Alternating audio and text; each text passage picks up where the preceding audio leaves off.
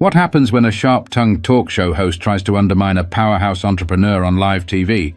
Simone Jackson's response left everyone speechless. Simone Jackson wasn't your average entrepreneur. At just 32 years old, she had built a thriving business empire from the ground up, one that didn't just serve her success, but uplifted countless others in her community. Born and raised in Birmingham, Alabama, Simone was the kind of person who believed that her success meant little if it didn't open doors for others. And her latest project? A groundbreaking initiative aimed at providing young black women with access to entrepreneurial mentorship and resources. So when she got an invitation to appear on The Morning Perspective, one of the most watched talk shows in the country, she was thrilled. It was a chance to spotlight the stories of the young women her initiative was helping and to show the world what determination, talent, and community support could achieve. The host, Charlene Whitaker, was a polarizing figure. Known for her sharp tongue and a knack for stirring controversy, Charlene was equal parts respected and notorious. Simone wasn't worried, though. She had faced challenges far tougher than a combative interviewer. This was her moment, and she intended to make it count. The day of the interview, Simone arrived at the studio in Los Angeles, dressed in a vibrant teal suit that mirrored her energy. The makeup artist complimented her on how radiant she looked, and Simone smiled, her nerves bubbling just beneath the surface. As she stepped onto the brightly lit set, she took a deep breath. The studio was buzzing with production staff, cameras, and the low hum of audience chatter. Charlene, sitting in her usual spot, flashed Simone a wide, toothy grin that didn't quite reach her eyes. "Simone Jackson, ladies and gentlemen," Charlene announced to the applause of the live audience. A self-made businesswoman who says she's rewriting the rules of entrepreneurship. Simone, welcome. Simone leaned into the introduction with her trademark poise, flashing her warm, confident smile. "Thank you, Charlene. I'm so happy to be here and to share a bit about the work we're doing." The first few minutes were pleasant. Simone explained her journey from a teenager selling custom jewelry at flea markets to owning a multi-million-dollar company. Charlene nodded and listened, occasionally cutting in with questions, but nothing out of the ordinary. Yet. Still, Simone couldn't shake a subtle shift in Charlene's tone as the conversation moved to Simone's community-focused initiative. The compliment started to sound just a bit backhanded. "So, Simone," Charlene said, tilting her head in that exaggeratedly curious way she was famous for, "do you think programs like yours are necessary because people aren't working hard enough on their own?" The air in the room thickened, just slightly. Simone paused, her calm demeanor unchanged. "Well, Charlene," she began, "it's not about people not working hard enough. It's about recognizing the systemic barriers that exist and creating pathways for others to thrive despite those barriers." Her answer was met with polite applause from the audience, but Charlene's grin only widened, as though she'd been waiting for an opening like this. But Simone had no idea just how far Charlene was willing to go. But little did Simone know, the interview was about to take a sharp, unexpected turn. Charlene leaned forward in her chair, her fingers tapping the glossy surface of the table. "I hear you," she said with a nod that felt more rehearsed than sincere. "But don't you think focusing on systemic barriers can sometimes sound like an excuse? I mean, plenty of people pull themselves up by their bootstraps, right? Isn't that what the American dream is all about?" The audience murmured softly. Some clapped. Others shifted uncomfortably in their seats. Simone noticed a few furrowed brows among the crowd, but she kept her cool. She had been here before, not on national television, but in classrooms, boardrooms, and even family gatherings, where the same rhetoric was tossed around like an unshakable truth. She smiled, calm yet resolute. "Charlene," she began, "the idea of the American dream is beautiful in theory, but it doesn't account for the fact that some people have more hurdles to jump than others. A pair of boots is great, but what if those boots don't have laces? Or worse, what if they've been stolen before you even get a chance to wear them?" Laughter and applause erupted from a section of the audience. and Simone seized the moment, adding, "What my program does is give people their laces back. It doesn't tie their shoes for them, but it makes sure they have what they need to take the first step." Charlene's smile tightened. Her eyes darted toward the producers behind the cameras, as if silently strategizing her next move. Simone had scored a point, but Charlene wasn't about to back down. "Well," Charlene said, her voice syrupy but with a slight edge, "that's a clever analogy. But some might say that focusing so much on race and inequality just creates more division. Don't you think we should be focusing on unity instead of pointing out differences?" Simone tilted her head, her expression thoughtful, but her words deliberate. "Unity sounds great," she said. "But it's hard to build a bridge without first acknowledging the river you're trying to cross. Ignoring differences doesn't make them go away. It just leaves people stranded on opposite shores." Another wave of applause rippled through the audience, louder this time. Even Charlene seemed momentarily taken aback, her polished facade cracking for just a fraction of a second. But she quickly recovered, her tone turning more pointed. "That's fair," she conceded. "But let's talk specifics. Your program is targeted specifically at young black women. Why not open it up to everyone? Isn't that exclusionary?" Simone felt a small twinge of irritation, but didn't let it show. This question wasn't new. She had been asked it dozens of times before, often by people who didn't understand, or didn't want to understand, the importance of tailored solutions for marginalized communities. "It's not exclusionary," Simone said, her voice steady. "It's intentional. When you know where the gaps are, you address them directly. If a house has a leak in the roof, you don't fix the whole house, you start where the problem is. My program is about addressing a very specific need, and by doing that, we're lifting up entire communities." The audience clapped again, and Simone could feel the energy shifting in her favor.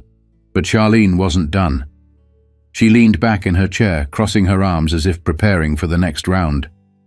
"Well," Charlene said, her voice tinged with a mix of skepticism and faux curiosity, "I'm just playing devil's advocate here, but some might say programs like yours promote dependency. How do you respond to that?" Simone raised an eyebrow, the faintest hint of a smile playing on her lips. She knew what Charlene was doing, pushing buttons, stirring the pot, but she wasn't about to give her the satisfaction of losing composure. But even as Simone held her ground, the tension in the room was about to reach a boiling point. Simone's smile remained firmly in place, but her gaze sharpened, locking onto Charlene with laser focus. The host's words had done their job.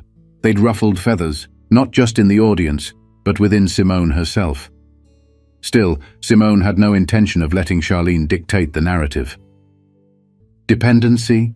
Simone repeated, her voice calm but edged with a quiet strength. "Let me ask you something, Charlene. When banks give out loans to help new businesses get started, is that promoting dependency? Or is it providing resources to people who are trying to grow and succeed?" Charlene opened her mouth to respond, but Simone wasn't done. "Because that's what this program does. It's an investment. It's giving young women the tools they need to stand on their own, to create opportunities not just for themselves but for others. Dependency isn't the problem here. Lack of opportunity is." The audience erupted into applause, louder and more sustained this time. Even a few members of the production crew behind the cameras were nodding along. Charlene's polished facade began to crack just a little more. She adjusted her posture, crossing her legs tightly, and tilted her head in a way that seemed more defensive than inquisitive. "Well, Simone," Charlene said, her voice now slightly clipped, "you make a good point, but surely you understand why some people feel left out when programs are so narrowly focused. We're living in a time when everyone wants to feel included, don't you think?" Simone's smile faded slightly, not out of frustration but out of a quiet determination. She leaned forward, her hands clasped in front of her. "Charlene," she said, her voice soft but unwavering, "inclusion is important, but it doesn't mean ignoring the unique challenges that some groups face. If a child is struggling in school, you don't hold the entire class back so that everyone feels the same. You give that child the extra support they need so they can catch up. And when they do, guess what? The entire classroom benefits. There was a beat of silence in the studio, the kind of silence that felt heavy, charged with the weight of something undeniable. But Charlene wasn't ready to back down. She smirked, leaning back in her chair, her eyes gleaming with the kind of challenge that had made her infamous. "Interesting perspective," she said. "But let me ask you this, Simone. Do you think focusing so much on race might actually, I don't know, perpetuate division? Don't you think it would be better to just focus on what unites us?" Simone's lips parted slightly, but before she could answer, Charlene added, "I mean, some might say programs like yours are just another form of segregation. Isn't that ironic?" The words hung in the air like smoke. The audience gasped audibly, and a few people even shook their heads in disbelief. For the first time, Simone let a flicker of emotion cross her face, something between incredulity and exasperation. She glanced toward the audience as if drawing strength from their visible reactions before turning her full attention back to Charlene.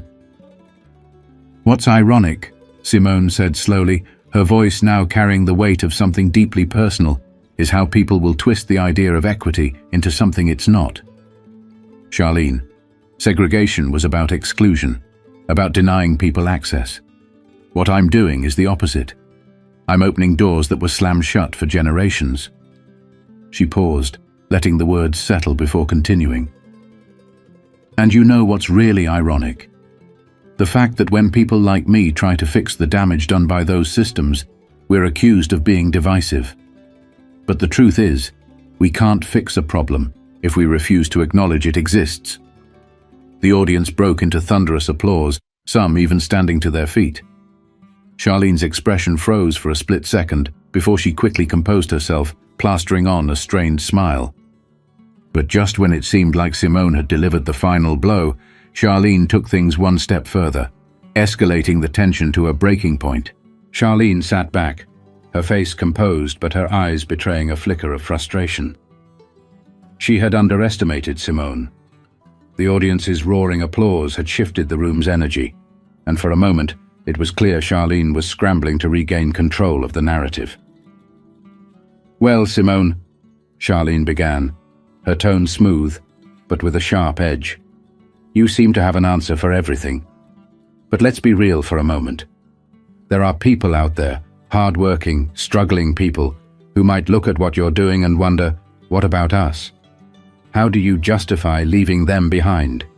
How is that fair?"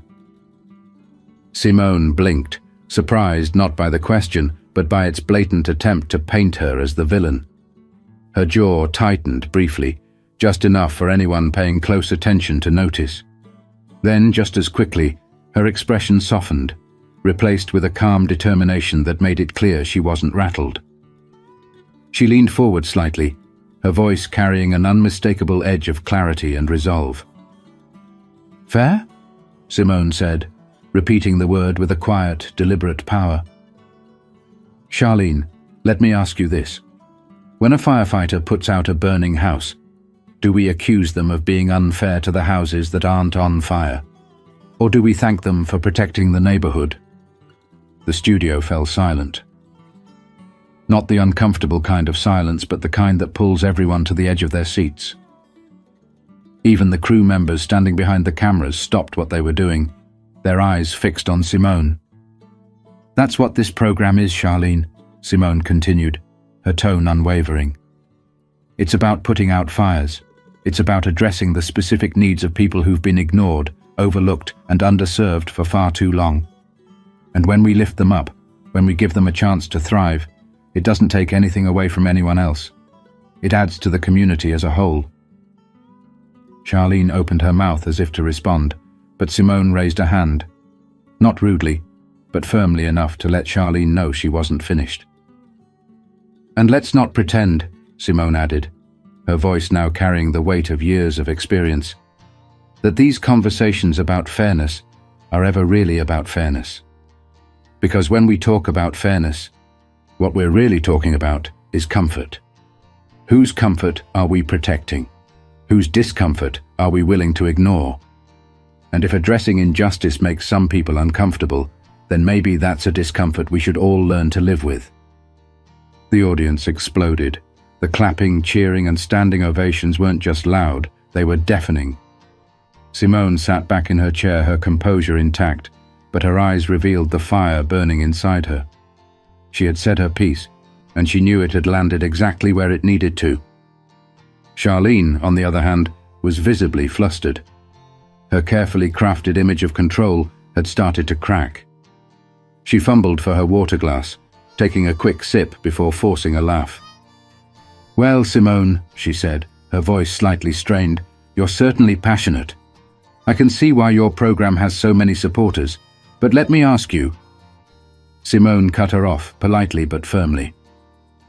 "Before you ask me anything else, Charlene, let me ask you something," she said, leaning forward. The shift in energy was palpable. The audience leaned forward with her. When you hear stories about people pulling themselves up by their bootstraps, do you ever stop to ask who made the boots in the first place, and who decided which ones were worth investing in?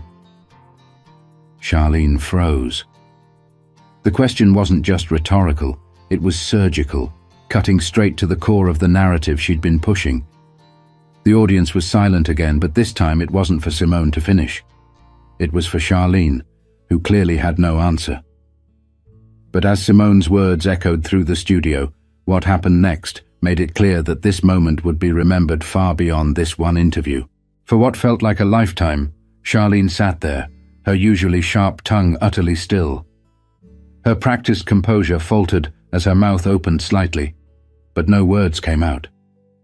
The cameras zoomed in on her face, catching the awkward pause, while Simone sat calmly, her hands folded neatly in her lap, her expression a picture of grace under fire. The audience was electric. Whispers and murmurs buzzed through the crowd like static before someone finally yelled, "Say it louder!" The room erupted into laughter and applause. Simone smiled warmly, the moment hers to own. Charlene finally managed to stammer out a response. "Well, Simone, I think we're going to have to agree to disagree on some points," she said, her voice tight, her usual confidence now replaced with a strained civility. "But I do appreciate your perspective." Simone didn't miss a beat. "And I appreciate the opportunity to share it," she replied, her tone polite yet firm, a masterclass in grace under pressure. The producers cut to commercial, but by then the damage had been done. The live audience was abuzz, their reactions spilling onto social media before the cameras even stopped rolling. The hashtags #SimoneJackson and #MorningPerspective began trending within minutes, with clips of Simone's sharp responses being shared across Twitter, Instagram, and TikTok. "She said what needed to be said," one tweet declared, racking up thousands of likes. Another video clip, captioned, "Putting out fires, not ignoring them," was quickly reposted by influencers, activists, and even a few celebrities. Backstage, Simone sat in her dressing room, taking a moment to breathe. Her phone buzzed non-stop with notifications, texts from friends, emails from supporters, and tags from strangers praising her eloquence and courage. She scrolled briefly, her heart swelling as she read messages from young women thanking her for her words. But the moment wasn't without its detractors. Some commenters accused her of being divisive, claiming she was too aggressive or not fair. Simone had seen it all before, though. She knew these criticisms weren't about her tone or tactics. They were about her refusal to shrink herself to make others more comfortable. And she had no intention of apologizing for that. Later that evening, as she sat in her hotel room overlooking downtown Los Angeles, Simone reflected on the day. The interview had been challenging, sure, but it had also been an opportunity to speak truth to power. She thought about the young women her program was helping, girls who might one day watch that interview and see a reflection of themselves in her strength, resilience, and unapologetic authenticity. Her assistant knocked on the door, poking her head in with a smile. "You're everywhere right now," she said. "CNN just picked up the story. They're calling it one of the most powerful live TV moments of the year." Simone smiled faintly, shaking her head. "It's not about me," she said quietly. "It's about the message." Her assistant nodded, holding up Simone's phone. "Still, you might want to see this. Beyoncé just shared the clip." Simone laughed, the weight of the day briefly lifting. "Well," she said, "I guess I can't argue with Queen Bey." The buzz surrounding the interview didn't die down for weeks. News outlets dissected the moment, think pieces debated its impact, and social media continued to amplify Simone's words. But for Simone, it wasn't about the headlines or the viral clips. It was about the young women who now knew that someone out there was fighting for them, carving out space for them in a world that too often tried to shut them out. And in the end, that was the real victory. But even as Simone prepared to move forward, she knew this was just the beginning. The next morning, Simone woke up to a phone that wouldn't stop buzzing. Every notification was another story, another mention, another opportunity for her words to ripple further than she ever imagined. But she wasn't basking in the attention. Instead, her mind was already racing with the next steps. How to use this momentum to push her program forward. How to amplify the voices of the women she was working so hard to support. By noon, she was back in her hometown, greeted by a group of young women from her program who had been waiting at the community center. One of them, a 19-year-old named Aaliyah, approached her with tears in her eyes. "Ms. Simone," she said softly, clutching her phone. "I watched the interview last night. I watched how you stood up for us, for all of us. And I just want to say, thank you. You made me feel like I can do anything." Simone smiled, her heart full. "Aaliyah," she said, placing a hand on the young woman's shoulder. "You don't need me to make you feel that way. That power. It's already inside you. All I'm doing is giving you the tools to see it for yourself." Later that day, Simone addressed a small group of participants in her program, sharing what had happened on the talk show and the lessons she had learned. "Here's the thing," she said, her voice steady but full of passion. "The world isn't always going to hand you respect or fairness. Sometimes you'll have to demand it. Sometimes you'll have to fight for it. And when that happens, I want you to remember one thing. Your story, your voice, and your worth are not up for debate. Ever." The room was silent, but it was a silence filled with understanding and determination. Simone could see it in their faces. These young women were ready to take on the world, and that was all the confirmation she needed that the work she was doing mattered. As Simone walked out of the building that evening, the sun setting behind her, she took a moment to reflect. The journey hadn't been easy. There had been challenges, roadblocks, and moments of doubt. But through it all, she had stayed true to her purpose: to create change, to inspire others, and to leave the world a little better than she had found it. Simone's story is a reminder that standing up for what you believe in isn't always comfortable, but it's always necessary. Whether it's on a national stage or in your own community, your voice has the power to spark change. Don't let fear of discomfort or criticism stop you from speaking your truth. If Simone's journey resonated with you, take a moment today to think about how you can make a difference in your own community. Whether it's mentoring someone, starting a project, or simply standing up for what's right, your actions, big or small, can inspire others to do the same. Together we can all be a part of creating the change we want to see.